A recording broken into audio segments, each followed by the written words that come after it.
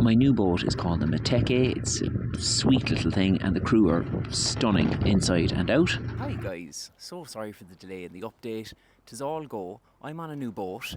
Now, before you start saying, oh, I'd say he was deboated, the little fecker. Not true, actually. So the family boat has had engine troubles, as you might have, their engines kaput, as you probably have heard. Their logistics team, they work in tandem, they kind of need to be together, so they needed to go to the second in command boat, as it were, of the motherships, which was Alma, and so some people had to make way. And didn't I throw my little hand up in the air when a hero comes along with the strength to carry on? And I was that hero, and I was that volunteer. And so I'm on a sailing boat now, and you know what? I miss my comrades. You build up these unbelievably deep connections with people, and there were tears yesterday, I'm going to be honest with you, a few tears, God love us. But I'm on a sailing boat now, and it's actually very nice, and it's kind of a more real representation a little bit, because I was a little bit protected on the Alma. It's so big from the kind of elements and whatnot, and it feels like I'm getting really stuck in now for the last leg of the journey, and I'm actually very happy about it. Like, I didn't sign up to go on the Global Samud Flotilla to get on a nice boat and have sparkling water, you know what I mean? Like, I never got sparkling water on the Alma, but I'm just kind of using that as an example.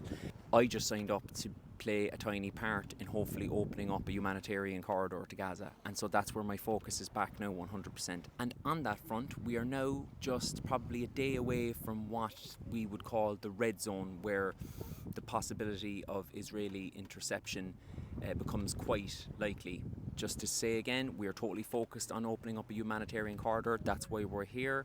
And also, if an interception happens, just to remind the world one more time, that would be illegal. That would be a war crime to add to the litany of war crimes that Israel has carried out, because we are a humanitarian mission, we are a non-violent mission. The most incendiary item in our cargo is baby formula to stop babies from dying, being murdered, actually mass murdered in Gaza.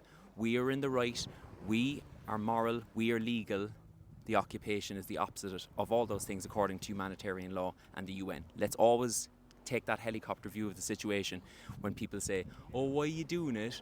You know, you sure, like, did you not just expect to be bombed and intercepted? And no, we didn't, because we're travelling in international waters and nothing we're doing is in any way illegal. And so finally, keep an eye on us.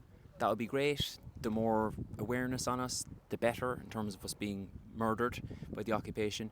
But keep a way bigger eye on Palestine. Keep a way bigger eye on Gaza, because as ever, as is Israel's one, while the attention is on a lot of white people, good portion of white people, Westerners, on boats trying to get to Gaza, which is beautiful. It's a beautiful gesture, and I'm so proud to be part of it.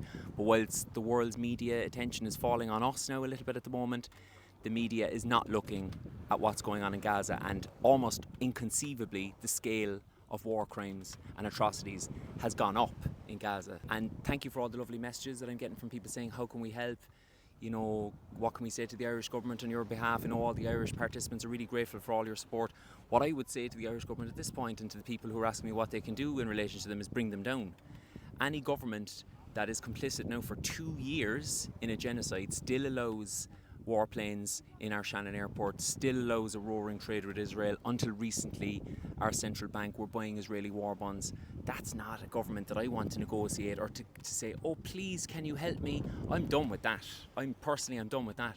I think a government like that should be brought down. I look at what's going on in Italy at the moment, and I have a tinge of regret that Ireland isn't the first country to lead that movement in Europe. By God, we were front of the queue for symbolic solidarity. But now let's take it to the next level. Imagine if Ireland follows Italy's lead and a domino effect happens in Europe. That's the kind of thing that brought the fall of apartheid South Africa, and that's the kind of thing that would bring the fall of this racist, fascist apartheid regime. I love you all. I'm so excited to be so close to Gaza. We're about 400 nautical miles from the beaches of Gaza, and we have the messages from people every day. And my God, if I never did anything else with my life, this tiny, tiny little contribution of solidarity to those beautiful people in Gaza, particularly the children, I'd be happy enough with that. Love you all. See you on the other side, and free Palestine.